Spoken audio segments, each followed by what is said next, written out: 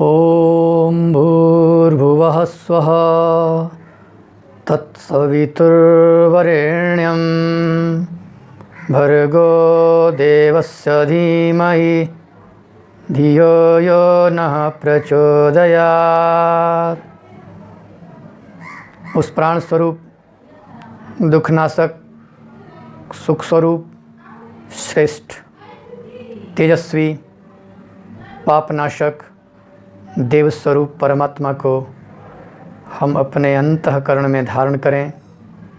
वह परमात्मा हमारी बुद्धि को सन्मार्ग में प्रेरित करे। मित्रों, साइंस वर्सेस योग के इस YouTube चैनल पर आपका हार्दिक स्वागत है। वैसे कई दिनों से मन में विचार चल रहा था कि किसी अच्छे विषय पर वीडियो बना करके इस पे डालूं। फिर विचार में आया कि क्यों नहीं एक ऐसे विषय पर वीडियो बनाया जाए जिसका संबंध विभिन्न कक्षाओं में पढ़ने वाले विद्यार्थियों के लिए भी हो और साथ में जो आज सबके लिए बहुत उपयोगी भी हो। और ऐसा करके मन में विचार आया इस स्वास्थ्य और रोग के बारे में विषय रखा जाए। What is health and disease, how do we know are we healthy और not, how could we tackle the different types of diseases, how could we prevent us from these different types of diseases, and what could we do if we suffer from diseases। तो इस बात को ध्यान में रखते हुए ये एक सीरीज़ होगा कई वीडियोज़ का। इसमें से पहला वीडियो आपके सामने है। टॉपिक है व्हाट इज़ हेल्थ, स्वास्थ्य क्या है। जैसे स्वास्थ्य की चर्चा होती है हमारे ध्यान में अपने शरीर की कम अस्पताल ध्यान में आता है, स्वास्थ्यकर्मी ध्यान में आते हैं, देश का स्वास्थ्य मंत्रालय ध्यान में आता है और विश्व स्वास्थ्य संगठन, वर्ल्ड हेल्थ ऑर्गेनाइजेशन, संक्षेप में WHO कहते हैं, वो ध्यान में आता है। तो आखिर इस विश्व स्वास्थ्य संगठन की दृष्टि में स्वास्थ्य की क्या परिभाषा है, किसे कहेंगे स्वस्थ। तो विश्व स्वास्थ्य संगठन यानी कि वर्ल्ड हेल्थ ऑर्गेनाइजेशन WHO के द्वारा एक परिभाषा दी गई है जिसमें बताया गया है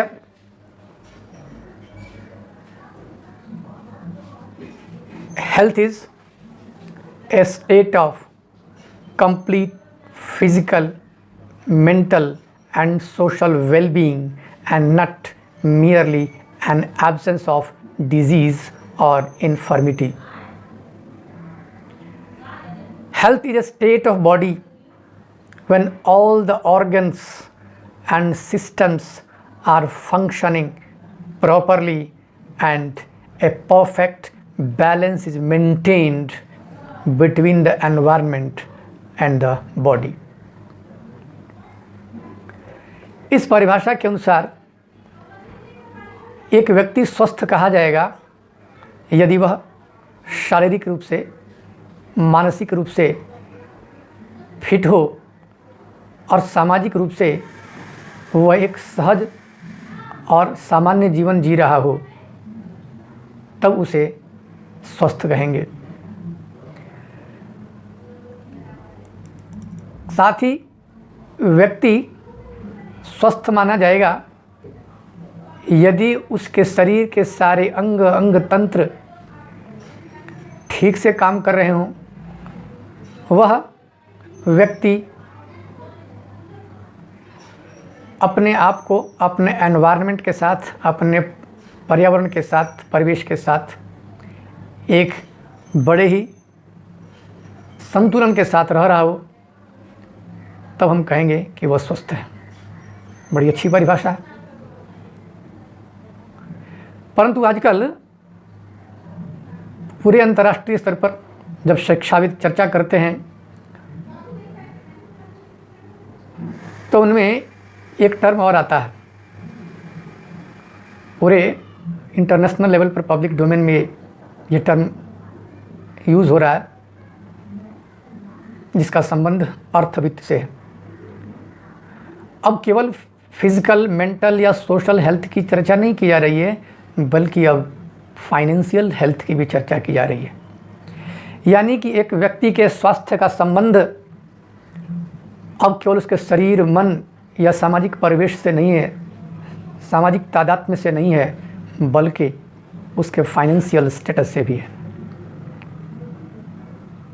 परंतु जब हम एक व्यक्तिगत स्वास्थ्य की बात करते हैं, किसी व्यक्ति के स्वास्थ्य की चर्चा करते हैं, तो चाहे वो जिस किसी भी परिस्थिति में रह रहा हो, चाहे वो किसी भी एनवायरनमेंट में रह रहा हो, चाहे उसके परिवार का, उसकी सामाजिक दशा कैसी भी हो, लेकिन उन सारी परिस्थितियों में उसकी ऐसी कौन सी दशा होगी कि उसे स्वस्थ कहेंगे। बड़ी सुंदर परिभाषा आयुर्वेद में है। आयुर्वेद एक उपवेद है। जब दुनिया में और जगह शायद कहीं सभ्यताएं विकसित नहीं हुई हों, उस समय इस भारत भूमि पर ऋषि मनुष्यों ने जो ईश्वर से ज्ञान प्राप्त किया था, वेद, उसी वेद से निकला हुआ उपवेद आयुर्वेद, और उसमें अनेकों ऋषियों, वैद्यों की परंपरा रही, जिन्होंने अनेक प्रकार के शोध किए, लिपिबद्ध किया भिन्न भिन्न कालखंडों में। और उसमें एक हुए आचार्य सुश्रुत। आचार्य सुश्रुत जिन्हें आज दुनिया मानने के लिए मजबूर है कि he was the father of surgery. Acharya Sushruta was the father of surgery. Acharya Sushruta ही शल्य चिकित्सा के जनक हैं। उन्होंने बड़ी सुंदर सी परिभाषा दी है स्वास्थ्य की, एक व्यक्ति के स्वास्थ्य की। क्या कहा उन्होंने? तो आइए श्लोक को सुनते हैं। समदोषाः समाग्निश्च समधातो मलक्रियः। समदोषाः समाग्निश्च समधातो मलक्रियः। प्रसन्नात्मेन्द्रियमनः स्वस्थ इत्यभिधीयते। प्रसन्नात्मेन्द्रियमनः स्वस्थ इत्यभिधीयते।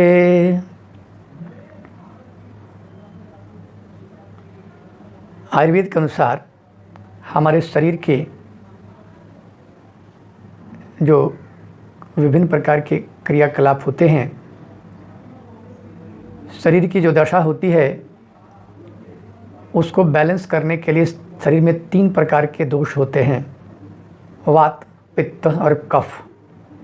जब तक इन तीनों दोषों में संतुलन रहता है, व्यक्ति का शरीर स्वस्थ होता है। व्यक्ति के शरीर के अंदर जितनी भी क्रियाएं संचालित होती हैं, उनको ऊर्जा चाहिए। तो यह ऊर्जा इस शरीर में 2 रूपों में है। एक प्राण के रूप में है और दूसरा अग्नि के रूप में है। ऐसी मान्यता आयुर्वेद की है। और ये अग्नि रूपी जो ऊर्जा है, ये पूरे शरीर में फैली हुई है। इस अग्नि का संतुलन अगर रहेगा तो शरीर की क्रियाएं ठीक से संचालित होंगी। हम जब भोजन करते हैं तो भोजन पचने के बाद विभिन्न रूपों में रूपांतरित होता है। आयुर्वेद के मत के अनुसार वह पच करके रस, रक्त, मांस, मेद, अस्थि, मज्जा और वीर्य, इन 7 धातुओं में रूपांतरित होता है। इन 7 धातुओं में संतुलन होना चाहिए। यह संतुलन रहेगा तो शरीर स्वस्थ होगा। शरीर के अंदर जितनी भी जैव प्रक्रियाएं होती, जितने मेटाबॉलिक एक्टिविटीज़ होते हैं, इन सारे मेटाबॉलिक प्रोसेस के दौरान कुछ न कुछ वेस्ट मटेरियल बनता है। कुछ न कुछ अनवांटेड मटेरियल बनता है। ये शरीर के मल हैं। इनकी मात्रा के बारे में कहा कि उसमें भी संतुलन होना चाहिए। जब तक इसमें संतुलन रहता है तब तक शरीर स्वस्थ रहता है। और शरीर के अंदर जितनी भी एक्टिविटीज़ है, जितने भी मेटाबॉलिक प्रोसेस हैं, यानी कि जितने भी ऑर्गन्स हैं, जितनी ज्ञानेंद्रियाँ हैं, जितनी कर्मेंद्रियाँ हैं, वो सब के सब फंक्शन स्मूथली कर रहे हैं, तब हम कहेंगे कि शरीर स्वस्थ है। लेकिन हम केवल शरीर नहीं हैं, इन शरीर के इन क्रियाओं के संचालन में मन का, माइंड का योगदान है। तो इन सारी ज्ञानेंद्रियों और कर्मेंद्रियों को संचालित करने वाला मन प्रसन्न है, आत्मा प्रसन्न है, तब कहेंगे कि व्यक्ति स्वस्थ है। यानी कि व्यक्ति यानी कि आत्मा, मन और शरीर, इन तीन पदार्थों के मिलने से व्यक्ति बना है। व्यक्ति के अंदर अगर इन तीनों में, तीनों के कार्यों में संतुलन अगर बना हुआ है, तब हम कहेंगे कि व्यक्ति स्वस्थ है। यह मायने नहीं रखता कि वह कहाँ है, वो किस समाज में रह रहा है, किस परिवेश में रह रहा है, किसी भी परिस्थिति में हो, लेकिन अगर इन मामलों में, जैसा कि सुश्रुत बताते हैं, अगर व्यक्ति ठीक है, उसकी आत्मा, उसका मन प्रसन्न हो, उसकी इंद्रियां प्रसन्न हो, उसके शरीर में त्रिदोषों का संतुलन हो, अग्नि का संतुलन हो, धातु मल में संतुलन हो और सारे मेटाबॉलिक प्रोसेस ठीक से हो रहे हो, तो व्यक्ति स्वस्थ है। अब प्रश्न उठता है, मनुष्य के इस स्वास्थ्य का आधार क्या है?